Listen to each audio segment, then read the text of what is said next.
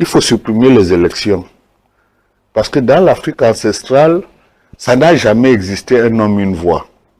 Il faut supprimer pour toujours les élections? Oui, parce que, je vais vous expliquer, le modèle de l'Occident, c'est opposition et pouvoir. C'est-à-dire que vous pouvez gagner les élections avec 40% ou 50%, et le reste de la population vous est opposé. Mais vous avez la prétention de faire la volonté du peuple. De quel peuple parlez-vous alors qu'il y a 70% qui sont contre vous? Le modèle de l'opposition en Occident est né de son rationalisme individuel. Vous savez très bien qu'en Occident, la famille, c'est le père, la mère et l'enfant. Ce n'est pas le cousin, le frère. Ça devient la grande famille. Ça devient la grande famille. Et chez nous, en Afrique, la grande famille fait que vous ne pouvez pas avoir le salut individuel et laisser vos cousins ou votre mère. Parce qu'il ne faut pas oublier que la religion s'accompagne du modèle politique. La rationalité du citoyen dans le suffrage universel, qui dit un homme, une voix, c'est exactement la rationalité que propose la chrétienté ou le monde musulman, qui a la prétention qu'un individu peut se libérer seul. On appelle ça le salut individuel. Venez à moi, vous serez libérés. Vous venez à moi et vous laissez vos frères acquis, vos cousins acquis, votre maman acquis. Alors qu'en Afrique, le salut est collectif. C'est-à-dire, vous prenez en charge vos frères, vos cousins, et souvent même la communauté villageoise. Donc, du coup, il faut revenir à la palabre africaine. Parce que la palabre africaine avait ceci que tout le monde donnait son avis sur un problème donné. Et jamais on ne prenait une décision en disant levez le doigt ceux qui sont d'accord ou ceux qui sont contre. Non. La palabre se prolonge jusqu'à ce que le dernier opposant soit convaincu de la vérité qui a été posée. Vous voyez, c'est la palabre du débat contradictoire. Mais surtout, de l'argumentaire qui accompagne le débat contradictoire. Vous dites quoi par rapport à ce que l'autre dit? Et peut-on arriver à un consensus qui rassemble la parole de vérité? Parce que le roi en Afrique ne décidait jamais. Il attendait que toute la communauté soit d'accord pour que lui pose la sentence définitive, mais qui en réalité est le reflet de la sentence de tous. Vous comprenez? L'Occident a cru que c'était de la dictature, alors qu'en réalité c'était une démocratie consensuelle, où on n'élimine personne du débat. Tandis que nos élections aujourd'hui sont des débats d'intérêt. Les élites qui ont envie d'être ministres ou qui cherchent les strapontins, les privilèges ou de l'argent, ont l'occasion de prendre le dessus sur les 70% de la population qui par ailleurs ne comprennent même pas le sens des décisions. Vous voyez? Mais et après, on se rend très rapidement compte que le modèle de démocratie, un homme, une voix, devient un problème ethnique. Parce que l'ethnie est le premier État en Afrique. C'est-à-dire que vous êtes sûr que votre cousin va s'occuper de vous ou de votre mère au village. Donc, du coup, vous avez tendance à être d'accord avec ceux avec qui vous partagez la même affinité. Et lorsqu'il y a des élections, cette affinité revient. On n'est pas comme en Occident où la famille est effritée et où un homme peut céder sa voix pour que l'État se construise. En Occident, l'État est face aux citoyens. En Afrique, l'État est face à l'ethnie ou la tribu. Ceux qui ont combattu pendant les indépendances, qui n'étaient pas allés à des niveaux scolaires élevés, avaient plus le sens de la fraternité, de l'humanisme ancestral que l'élite d'aujourd'hui qui est pervertie et qui plus est incompétente. Parce que ce qu'il faut noter, c'est que notre élite est incapable d'alternance. Parce qu'elle a durablement fonctionné dans le modèle de l'Occident et elle n'est plus capable de proposer autre chose que ce que le modèle de l'Occident a proposé. Ne l'oubliez jamais, le cerveau fonctionne comme un ordinateur.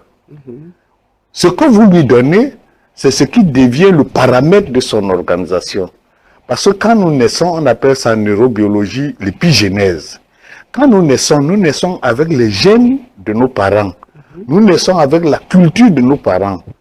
Mais dès que nous allons à l'école, et dès que nous allons à l'église ou à la mosquée, c'est le modèle dominant qui vient se superposer sur l'ancien modèle. Et comme il se superpose sur l'ancien modèle, il affaisse l'ancien modèle qui rentre dans l'inconscient collectif. C'est-à-dire que vous ne vous souvenez plus de ce que vos ancêtres ont fait, mais vous vous souvenez de ce que la nouvelle école et la nouvelle éducation vous apportent. De telle façon que quand un problème se pose à vous, le réflexe déterminant, c'est de répondre à ce problème par rapport à ce que l'école a fait de vous. Donc, du coup, vous êtes incompétent et incapable de résoudre les problèmes. Vous voyez le dilemme dans lequel nous nous trouvons. C'est un dilemme existentiel. C'est pour ça que nous sommes non performants. Plus nous allons à l'école, d'ailleurs, je vais vous dire, plus nous sommes bêtes. Le mot est bien placé. Le mot bête n'est pas mauvais. C'est pas insultant.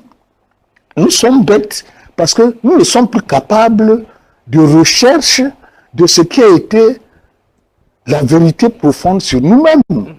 Nous l'avons oublié ou alors nous l'avons relégué au second plan, comme si par ailleurs notre tradition, notre culture était par essence opposée à la modernité. Donc c'est ce conflit intérieur qui vient en nous, qui fait que nous sommes incapables de concevoir un nouveau modèle de l'État et un nouveau modèle politique compétitif.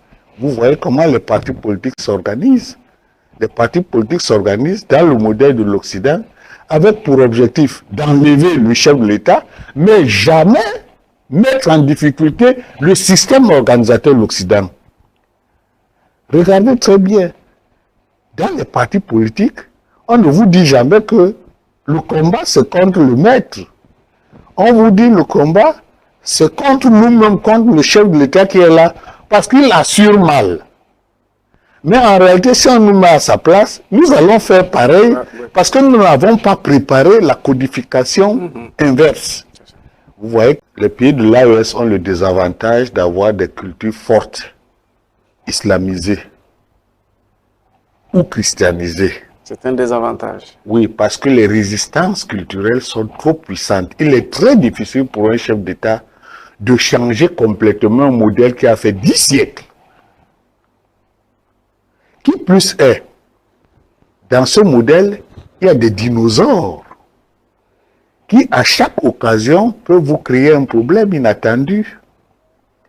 Donc, c'est si difficile qu'il va falloir de nouvelles ressources. Où les prendre, ces nouvelles ressources? À mon humble avis, la seule façon de s'en sortir durablement et honorablement, c'est que les chefs d'État doivent reprendre en charge le fédéralisme ancestral, qui consistait à faire des tribus des lieux autonomes de production de la pensée et de l'économie, voire même du politique. Parce qu'il ne faut pas oublier que tous les petits rois, les rois télés, les rois des grands royaumes, étaient des régulateurs de la société. Donc, la seule façon de nous en sortir, c'est de faire en sorte que ces petits groupements, naguère organisés du temps de nos ancêtres, puissent reprendre une autonomie de fonctionnalité, de telle façon que les problèmes soient résolus sur place et non plus à l'État central. Je voudrais dire que il faut pouvoir laisser aux autorités communales, aux rois, les capacités de gérer et d'organiser leur propre espace. Parce que, regardez bien ce qui se passe, la vente des terrains, le titre foncier, etc. Depuis qu'on a les sous-préfets et des gens qui viennent se greffer aux politiques villageoises, ils vendent tout parce qu'ils ne sont pas dans leur espace. Et il faudrait donc que, de mon point de vue, libérer ces consciences, réorganiser la démocratie de la palabre, à la limite, faire de tous les rois, de tous nos royaumes cachés ou sous-jacents, mettre une assemblée sénatoriale où à l'Assemblée nationale, par exemple, qu'il y ait une chambre consultative de rois. Il faut transporter ces rois-là et les mettre dans un Sénat organisationnel où ils viendraient, à la limite, être des conseillers spéciaux du chef de l'État dans l'organisation et la gestion globale de la société. L'avantage serait qu'ils auraient des espaces de discussion entre eux. Ces espaces de discussion leur permettront de se libérer de leurs propres contraintes, parce qu'il leur faut des débats entre eux. Parce que parmi nos rois et parmi nos initiés, nous avons des gens qui sont devenus chrétiens et musulmans, qui n'ont plus du tout la peau de la pensée africaine ancestrale. Donc, le débat doit se réinstaurer, et ce débat, à mon sens, doit être remis jusqu'à son plus haut niveau. Moi, je pense au Sénat, où, par exemple, tous les rois seraient réunis et